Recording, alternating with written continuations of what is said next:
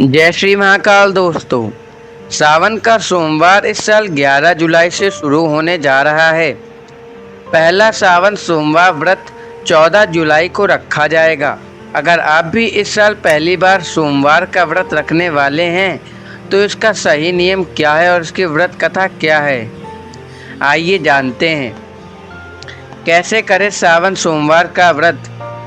सोमवार का व्रत चैत्र, वैशाख, श्रावण, मार्गशीर्ष, कार्तिक किसी भी मास से प्रारंभ किया जा सकता है, लेकिन श्रावण मास से सोमवार व्रत शुरू करने का अधिक महत्व है। इस व्रत करने से स्त्रियों को पति पुत्र सुख प्राप्त होता है। सोमवार पूजा विधि विधान। सोमवार का व्रत साधारण दिन के तीसरे पहर तक होता है। व्रत में फलाहार या पारायण का कोई खास नियम नहीं है, लेकिन ये जरूरी है कि दिन रात में केवल एक समय भोजन करें। सोमवार के व्रत में शिव जी व पार्वती जी का पूजन करना चाहिए। सोमवार के व्रत 3 प्रकार के हैं: साधारण सोमवार, सोम प्रदोष और 16 सोमवार। आपको बता दें कि शिव पूजन के बाद कथा जरूर सुननी चाहिए। प्रदोष व्रत, 16 सोमवार तथा सोमवार तीनों की कथा अलग अलग है। फिलहाल हम यहाँ पर आपको श्रावण सोमवार की व्रत कथा के बारे में बताने जा रहे हैं। श्रावण सोमवार व्रत कथा। एक बहुत धनवान साहूकार था, जिसके घर धन आदि किसी प्रकार की कमी नहीं थी, लेकिन उसको एक ही दुख था कि उसकी कोई संतान नहीं थी। वह इसी चिंता में रात दिन रहता था। वह पुत्र की कामना के लिए प्रति सोमवार को शिव जी का व्रत और पूजन किया करता था और सायंकाल को शिव मंदिर में जाकर शिव जी के सामने दीपक जलाया करता था। उसके इस भक्ति भाव को देखकर एक समय श्री पार्वती जी ने शिव जी महाराज से कहा, महाराज, यह साहूकार आपका अनन्य भक्त है और सदैव आपका व्रत और पूजन बड़ी श्रद्धा से करता है। इसकी मनोकामना पूर्ण करनी चाहिए।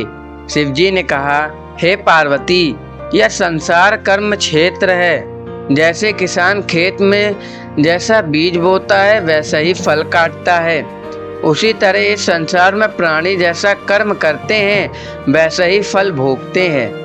पार्वती जी ने अत्यंत आग्रह से कहा, महाराज, जब यह आपका अनन्य भक्त है और इसको अगर किसी प्रकार का दुख है तो उसको अवश्य दूर करना चाहिए, क्योंकि आप सदैव अपने भक्तों पर दयालु होते हैं और उनके दुखों को दूर करते हैं। यदि आप ऐसा नहीं करेंगे तो मनुष्य आपकी सेवा तथा व्रत क्यों करेंगे। पार्वती जी का ऐसा आग्रह देख शिव जी महाराज कहने लगे, हे पार्वती, इसके कोई पुत्र नहीं है, इसलिए यह दुखी रहता है। इसके भाग में पुत्र न होने पर भी मैं इसको पुत्र की प्राप्ति का वर देता हूँ, लेकिन यह पुत्र केवल 12 वर्ष तक जीवित रहेगा। इसके पश्चात वह मृत्यु को प्राप्त हो जाएगा। इससे अधिक मैं और कुछ भी नहीं दे सकता। यह सब बातें साहूकार सुन रहा था। इससे उसको ना कुछ प्रसन्नता हुई और ना ही कुछ दुख हुआ। वह पहले जैसा ही शिवजी महाराज का व्रत और पूजन करता रहा। कुछ समय व्यतीत हो जाने पर साहूकार की स्त्री गर्भवती हुई और 10वें महीने उसके गर्भ से एक अति सुंदर पुत्र की प्राप्ति हुई। साहूकार के घर में बहुत खुशी मनाई गई, लेकिन साहूकार ने उसकी केवल 12 वर्ष की आयु जान कोई अधिक प्रसन्नता प्रकट नहीं की और ना ही किसी के भेद को बताया।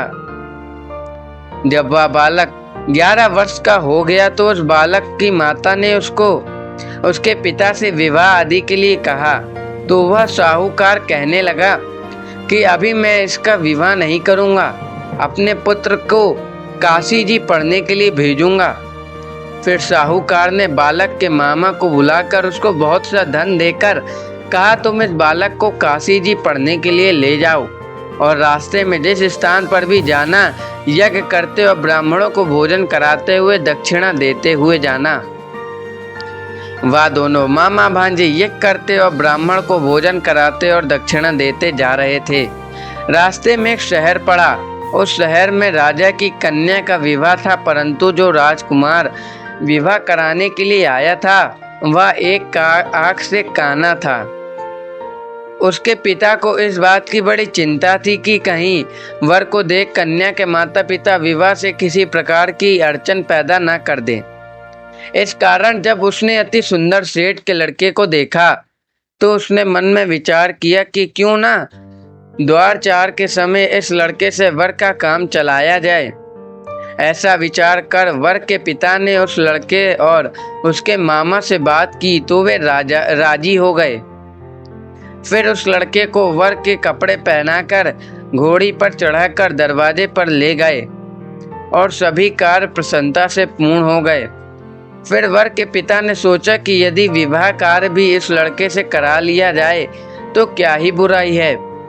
ऐसा विचार कर लड़के और उसके मामा से कहा, यदि आप फेरों का काम और कन्यादान भी करा दें तो आपकी बड़ी कृपा होगी। मैं इसके बदले में आपको बहुत कुछ धन दूंगा। तो उन्होंने स्वीकार कर लिया। विवाह कार्य भी बहुत अच्छी तरीके से संपन्न हुआ। परंतु जिस समय लड़का जाने लगा तो उसने राजकुमारी के चुंदड़ी के पल्ले पर लिख दिया, तेरा विवाह तो मेरे साथ हुआ है, परंतु जिस राजकुमार के साथ तुमको भेजेंगे वह एक आंख से काना है।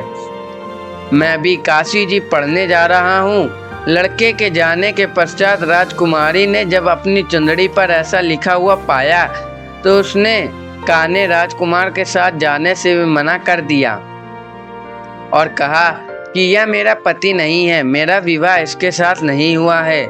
जिसके साथ मेरा विवाह हुआ है वह तो भी काशी जी पढ़ने गया है। राजकुमारी के माता पिता ने अपनी कन्या को विदा नहीं किया और बारात वापस चली गई। उधर सेठ का लड़का और उसका मामा काशी जी पहुंच गए। वहां जाकर उन्होंने यज्ञ कराना और लड़के ने पढ़ना शुरू कर दिया। जब लड़के की आयु 12 साल की हो गई उस दिन उन्होंने यज्ञ रचा रखा था। लड़के ने अपने मामा से कहा, मामा जी आज मेरी तबीयत कुछ ठीक नहीं लग रही। मामा ने कहा, अंदर जाकर सो जाओ। लड़का अंदर जाकर सो गया और थोड़ी देर में उसके प्राण निकल गए। जब उसके मामा ने आकर देखा तो वह मृत पड़ा हुआ था तो उसको बड़ा दुख हुआ और सोचने लगा कि अगर मैं अभी रोना पीटना मचा दूंगा तो यज्ञ का कार्य अधूरा रह जाएगा। अतः उसने जल्दी से यज्ञ का कार्य संपन्न कर ब्राह्मणों के जाने के बाद रोना पीटना आरंभ कर दिया। संयोगवश उसी समय शिव पार्वती जी उधर से जा रहे थे। जब उन्होंने जोर जोर से रोने की आवाज सुनी तो पार्वती जी कहने लगी, महाराज कोई दुखिया रो रहा है, इसके कष्ट को दूर कीजिए। जब शिव पार्वती जी ने पास जाकर देखा तो वहाँ एक लड़का मृत पड़ा था। पार्वती जी कहने लगी, महाराज यह तो उसी सेठ का लड़का है जो आपके वरदान से हुआ था। शिव जी कहने लगे, हे पार्वती इसकी आयु इतनी थी सो यह भोग चुका है। तब पार्वती जी ने कहा, हे महाराज इस बालक को और आयु दे नहीं सकते क्या? इसके माता पिता अगर ये मर गया तो उसके माता पिता तड़प तड़प कर मर जाएंगे। पार्वती जी के बार बार आग्रह करने पर शिव जी ने उसको जीवन वरदान किया और शिव जी महाराज की कृपा से लड़का जीवित हो गया। शिव पार्वती कैलाश चले गए। शिक्षा पूर्ण होने पर वह लड़का और मामा उसी प्रकार यज्ञ तथा ब्राह्मणों को भोजन कराते तथा दक्षिणा देते अपने घर की ओर चल पड़े। रास्ते में उसी शहर में आए जहां उसका विवाह हुआ था। वहां पर आकर उन्होंने यज्ञ आरंभ कर दिया तो उस लड़के के ससुर ने उसको पहचान लिया और अपने महल में ले जाकर उसकी बड़ी खातिर के साथ बहुत दास दासियों सहित आदर पूर्वक लड़की और जमाई को विदा किया।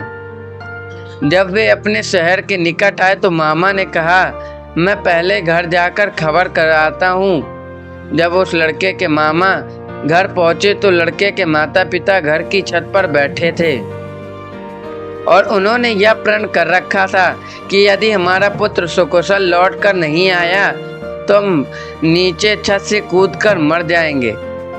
इतने में उस लड़के के मामा ने आकर यह समाचार दिया कि आपका पुत्र आ गया है। तो उनको विश्वास नहीं हुआ उसके मामा ने शपथ पूर्वक कहा कि आपका पुत्र अपनी पत्नी के साथ बहुत सारा धन लेकर आया है।